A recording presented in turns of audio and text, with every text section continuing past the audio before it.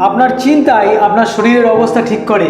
রোজ সকালে আপনি যদি উঠে ভাবেন আমার গা ব্যথা, শরীর খারাপ, তাহলে ইউনিভার্স আপনাকে সেটাই এনে দেবে।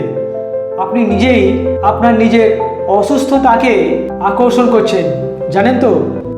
ল অফ অ্যাট্রাকশন বলছে আপনি যেটা ভাববেন ইউনিভার্স আপনাকে সেটাই ফিরিয়ে দেবে। তাই এবার থেকে প্রতিদিন সকালে উঠে এই অ্যাফার্মেশন বলুন, আমি সুস্থ, আমি শক্তিশালী, আমার শরীর নিজে থেকেই নিরাময় করছে। তারপর চোখ বন্ধ করে নিজের শরীরের প্রতি কৃতজ্ঞতা জানান। এই অভ্যাস আপনার শরীরের মধ্যে স্ট্রেংথ ও পজিটিভিটি সৃষ্টি করবে।